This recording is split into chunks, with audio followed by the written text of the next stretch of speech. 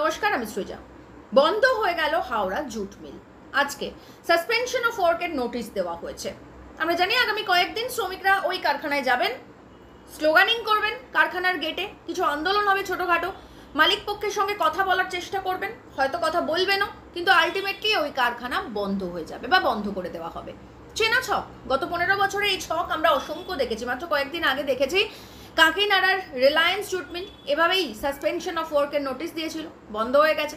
আমরা Nafarchand jute mill দেখেছি, বন্ধ হয়ে গেছে। আমরা দেখেছি কিভাবে ব্রিটানিয়ার ইউনিট এ রাজ্য থেকে গুটিয়ে নিয়েছে। গত 15 বছরে মমতা ব্যানার্জি এ রাজ্যে কারখানার জন্য একটা ইট গাঁথতে পারেননি, কিন্তু একের পর এক কারখানা বন্ধ হয়েছে, একের পর এক বহুজাতিক কলকারখানার ইউনিট এ রাজ্য থেকে পাত্তারি গুটিয়ে নিয়ে অন্য রাজ্যে চলে গেছে। অথচ এই মমতা ব্যানার্জি একটা সময় বিরোধী থাকাকালীন বিধানসভায় দাঁড়িয়ে বলতেন যে তার কাছে নাকি এ রাজ্যের প্রত্যেকটা কলকারখানার চাবি রয়েছে এবং তিনি ক্ষমতায় আসলেই নাকি এই চাবি তিনি খুলে দেবেন। অথচ গত 15 বছরে একটা কলকারখানারও সেই চাবি উনি বার করে গেট খুলতে পারেননি। আরও একটা কথা বলতেন, একটা অদ্ভুত হিসেব দিতেন বিধানসভায় দাঁড়িয়ে, বলতেন যে সিটুর জন্য নাকি এ রাজ্য থেকে 55,000 না 56,000 এরকম একটা অদ্ভুত ফিগার বলতেন। এখনো পর্যন্ত বেশ কিছু তৃণমূল কংগ্রেসের কর্মী সমর্থকরা সেই ফিগারটা বলেন আর কি। তো এরকম কলকারখানা নাকি সিটু এ রাজ্য থেকে বন্ধ করে দিয়েছে। এখন প্রশ্ন হচ্ছে, 15 বছর ধরে বামফ্রন্ট ক্ষমতায় নেই, 15 বছর ধরে লাল ঝান্ডার কোনো দাপট নেই, তারপরেও কেন একের পর এক কলকারখানা বন্ধ হয়ে যাচ্ছে এবং সেই নিয়ে সরকার কোনো পদক্ষেপ কেন নিচ্ছে না? কলকারখানা কোনোদিন শ্রমিক আন্দোলনের জন্য বন্ধ হয় না। কলকারখানা বন্ধ হয় পুঁজির যোগানের অভাবে, বাজারের চাহিদার অভাবে। এটা কোনো নতুন বিষয় নয়। যে সময় শ্রমিকদের জন্য সিটু আন্দোলন করতো, আসলে পুঁজিপতিরা যখন তাদের এই পুঁজির চাপ বা বাজারের চাহিদার অভাবের যে চাপ সেটা যখন শ্রমিকদের উপর চাপিয়ে দেয়, তখন তৈরি হয় শ্রমিক অসন্তোষ। আর যখন শ্রমিক অসন্তোষ তৈরি হয়, তখনই তার বিরুদ্ধে গর্জে ওঠে শ্রমিক সংগঠন বা সিটু। এ তো তৃণমূলের শ্রমিক সংগঠন নয় যে ভিতরে ভিতরে রফা করে নেবে। তো খুব স্বাভাবিকভাবে সিটু যখন এই মালিক পক্ষের বিরুদ্ধে আন্দোলন করেছে, মালিক পক্ষ বুঝেছে বেগতিক, তাই বারবার কারখানা বন্ধ হয়েছে। কিন্তু যখনই কারখানা বন্ধ হয়েছে, তখনই পরবর্তী আর একটা কর্মসংস্থানের সুযোগ করে দেওয়া হয়েছে, আরও একটা অন্য কারখানা এনে দেওয়া হয়েছে, আরও কোনো বহুজাতিক কলকারখানার ইউনিট এখানে খোলানো হয়েছে। যেভাবেই হোক না কেন মানুষের পেটের ভাতের জোগানের ব্যবস্থা করেছে বামফ্রন্ট সরকার। কিন্তু মমতা ব্যানার্জি যখন বিধানসভায় দাঁড়িয়ে বলতেন যে সিটুর জন্য কলকারখানা বন্ধ হয়ে গেছে, মমতা ব্যানার্জির কাছে দুটো প্রশ্ন। এক, সিটু এত বছর ধরে ক্ষমতায় নেই, বামফ্রন্ট এত বছর ধরে ক্ষমতায় নেই, তাহলে কলকারখানা খুলছে না কেন? নতুন শিল্প আসছে না কেন? আর দুই, আপনার কাছে নাকি সমস্ত কলকারখানার এ রাজ্যের চাবি রয়েছে বলেছিলেন, কোথায় সেই চাবি? সেই চাবি খুলছেন না কেন? না, একটা ব্যাপারে খুব বড় মুখ করে বলেন মমতা ব্যানার্জি বা তৃণমূল কংগ্রেস, সেটা হচ্ছে যে এমএসএমইতে নাকি এ রাজ্য বিশাল উন্নতি করেছে। কিসের এমএসএমই? এমএসএমইতে উন্নতি করার যে আসল প্রচেষ্টা বামফ্রন্ট সরকার দেখিয়ে গিয়েছিল, ওই নবান্ন, যেখানে আপনি মক্ষী রানী সেজে মৌরসী পাট্টা গেড়েছেন, সেই নবান্নটা তৈরি করা হয়েছিল বস্ত্র ব্যবসায়ীদের জন্য। আর যদি আপনি ওই 14 তলায় উঠে মক্ষী রানী সেজে ওখানে মৌরসী পাট্টা না গাড়তেন, তাহলে অ্যাটলিস্ট এই বস্ত্র ব্যবসায়ীরা মাথার উপরে ছাদ পেত, তারা একটা সঠিক কর্মসংস্থানের উপায় খুঁজে পেত। এখনো পর্যন্ত মঙ্গলাহাটে রোজ রোজ আগুন লেগে যায়, বস্ত্র ব্যবসায়ীদের চারিদিকে বিভিন্ন সমস্যা রয়েছে, কিন্তু আপনি তো আপনি না, আপনি 14 তলায় উঠে বসে আছেন, অথচ বলছেন পরিসংখ্যান দেখছেন এমএসএমইতে এ রাজ্য এগিয়ে। কোন দিক থেকে এগিয়ে সেটা একটুখানি রাজ্যবাসীকে আগে ক্লিয়ার করে বলুন। যে চপের দোকানের হিসেব আপনারা দেন, সেই চপের দোকানের পর্যন্ত আপনারা কোনো রক্ষণাবেক্ষণ বা কোনো সাহায্য কিচ্ছু করেন না রাজ্যবাসীকে। আর যে এমএসএমইর হিসেব আপনারা দেন, বা অনেক সময় এরকম কারখানা বন্ধের কথা লিখলে আমি দেখেছি অনেক তৃণমূল কংগ্রেসের কর্মীরা, তাদের গোঁসা হয়, তারা আমার ওয়ালে এসে বিভিন্ন রকম কথা বলেন, আমার জন্মের বৈধতা নিয়ে প্রশ্ন তোলেন, আমার কার খাটে জন্ম নিয়ে প্রশ্ন তোলেন।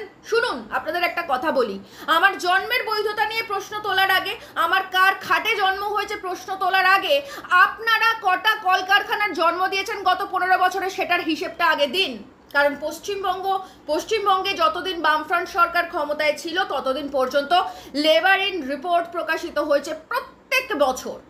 প্রতি বছর কটা কলকারখানা খুলেছে, কটা লকডাউন হয়েছে, শ্রমিকদের কি পরিস্থিতি, সেগুলো সমস্ত তথ্যের ভিত্তিতে প্রকাশ করা হতো। এবং তারপরে লিবারেশনের তরফ থেকে একটা মঞ্চ তৈরি করে, নাগরিক মঞ্চ তৈরি করে সেখানে শ্রমিকদের সুবিধা অসুবিধা নিয়ে আলোচনা করা হতো।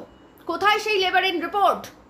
আগে আমার জন্মের বৈধতা প্রমাণ করার আগে, আমার জন্ম কোন খাটে কার খাটে হয়েছে বলার আগে আপনারা কটা শিল্পের জন্ম দিয়েছেন সেটা বিধানসভায় লেবার ইন রিপোর্ট দিয়ে প্রকাশ করুন। তবে আমরা জানতে পারবো যে কটা কলকারখানা মমতা ব্যানার্জি এই 15 বছরে খুলেছেন, কটা বন্ধ হয়েছে, কটা লকডাউন হয়েছে, কটার কি সমস্যা, শ্রমিকরা এই মুহূর্তে এ রাজ্যে কোন পরিস্থিতিতে রয়েছে। কারণ আমরা জানতে পাচ্ছি, মানে মমতা ব্যানার্জি নিজেই ঘোষণা করছেন যে সমস্ত অশিক্ষক কর্মচারী যাদের চাকরি চলে গেছে, ওই 26,000 শিক্ষক অশিক্ষক কর্মচারীদের মধ্যে যে সমস্ত মানুষ ঘুষ দিয়ে, মানে মমতা ব্যানার্জির লোকজনকেই ঘুষ দিয়ে অসৎ উপায়ে চাকরি পেয়েছিলেন, যাদের চাকরি চলে গেছে তাদের ভাতা দেবেন শ্রম দফতর থেকে। অথচ সেই শ্রম দফতরে যাদের সব থেকে বেশি অধিকার, যে শ্রম দফতরটা আসলে যাদেরকে নিয়ে ভাবার কথা, সেই শ্রমিকদের কি অবস্থা এ রাজ্যে আমরা জানি না। পরিযায়ী শ্রমিক হয়ে যাচ্ছেন লক্ষ লক্ষ মানুষ, প্রত্যেক দিন এই রাজ্য থেকে অন্য রাজ্যে চলে যাচ্ছেন এবং তারপরেও সেখানে গিয়ে ভাষার কারণে, জাতির কারণে, বিভিন্ন কারণে হেনস্থার শিকার হতে হচ্ছে তাদেরকে।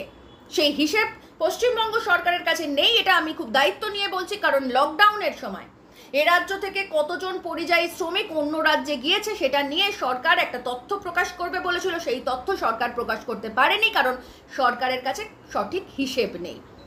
তো সেটাই আপনি এই অশিক্ষক কর্মচারীদের ভাতা লেবার দফতর থেকে, শ্রম দফতর থেকে দেবেন বলছেন, আপনার লজ্জাও করে না।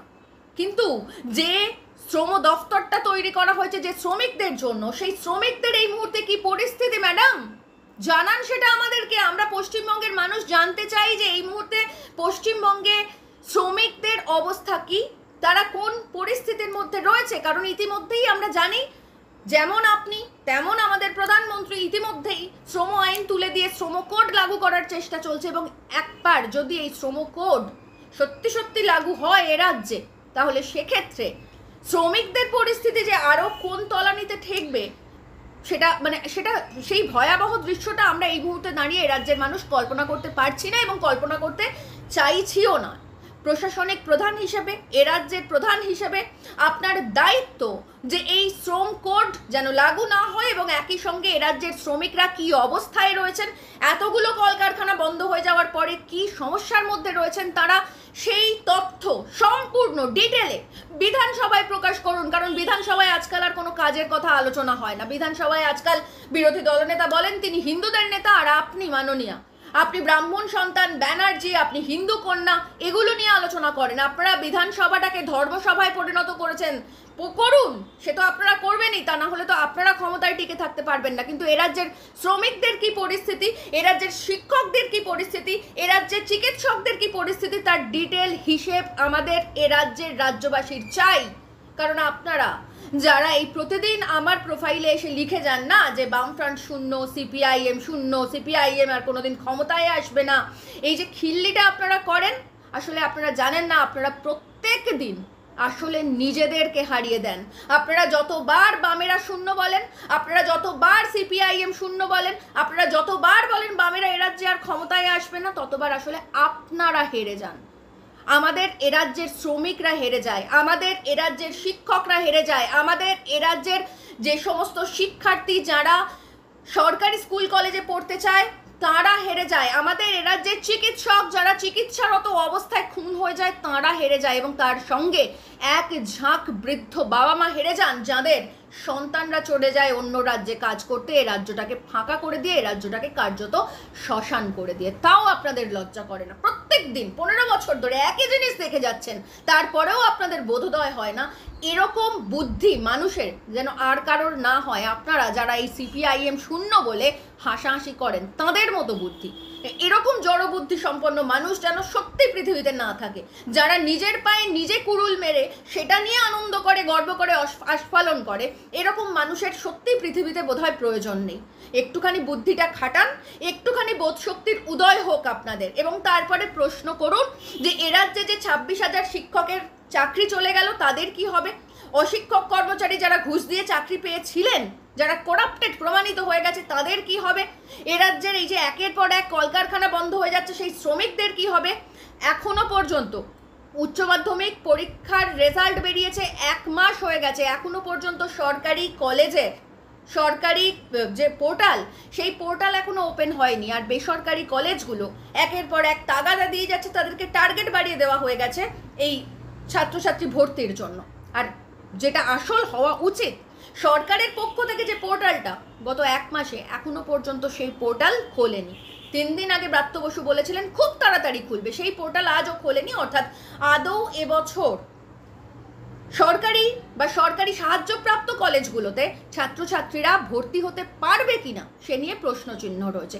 এই এত সমস্যার মধ্যে দাঁড়িয়ে যখন এখনো আপনারা আস্ফালন করেন, এখনো আপনারা হাসেন, এখনো আপনাদের হাসি আসে, মজা আসে সিপিআইএম শূন্য বলে, তখন কি বলবো, আমাদের লজ্জায় মাথাটা হেঁট হয়ে যায়। কারণ কলকারখানা বন্ধ হতেই পারে, কলকারখানা বন্ধ হয় পুঁজির যোগানের অভাবে, কলকারখানা বন্ধ হয় চাহিদার অভাবে, কিন্তু তার জন্য তার পরবর্তীতে বিকল্প ব্যবস্থা তৈরি করতে হয়, যেমন করেছিলেন প্রাক্তন মুখ্যমন্ত্রী বুদ্ধদেব ভট্টাচার্য। 5টা ব্যাংকের কনসোর্টিয়াম তৈরি করেছিলেন দুর্গাপুরের এমএমসি কারখানাকে চালু রাখার জন্য, কিন্তু মমতা ব্যানার্জি সেটার কোনো তদবির করেননি, তাই কারখানাটা শ্মশান হয়ে গেছে। এভাবেই এ রাজ্যে যে কটা শিল্প এসেছে, যা কিছু হয়েছে, শুধু শিল্প ছেড়ে দিন, এ রাজ্যে শেষ যে তাপবিদ্যুৎ কেন্দ্রটা হয়েছে, বক্রেশ্বর তাপবিদ্যুৎ কেন্দ্র করেছে বামেরা। শেষ যে আইটি সেক্টরটা হয়েছে, সেক্টর 5 করেছে বামেরা। এছাড়া আর কত বলবো, যা কিছু হয়েছে এ রাজ্যে সব কিছুর শেষটা করেছে বামেরা। তাই এবার বলছি মমতা ব্যানার্জি, মাননীয় মুখ্যমন্ত্রী, আপনি এবার দয়া করে একটু জাগুন।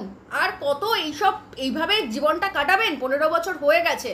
এবার একটু ভাবুন, এ রাজ্যের শ্রমিকদের কথা ভাবুন, এ রাজ্যের কৃষকদের কথা ভাবুন, এ রাজ্যের চাকরিহারা শিক্ষকদের কথা ভাবুন, অশিক্ষক কর্মচারী তাদের কথা ভাবুন, যে চিকিৎসক এখনো পর্যন্ত বিচার পায়নি তার কথা ভাবুন, এবং সর্বোপরি এ রাজ্যের সাধারণ যারা মানুষ তাদের কথা ভাবুন। সময় এসে গেছে, আর আপনি এভাবে চুপ করে থাকলে চলবে না। এবার কিছু কথা বলুন, এবার বিধানসভাটাকে প্রকৃতপক্ষে আইনসভার মতন করে ব্যবহার করুন, এবং আমাদের লেবার ইন রিপোর্ট দিন, এবং গত 9-10 বছর ধরে যে অডিট রিপোর্ট পেশ হয়নি বিধানসভায়, সেই অডিট রিপোর্টটা পেশ করুন। নাগরিক হিসেবে এটাই আমাদের দাবি।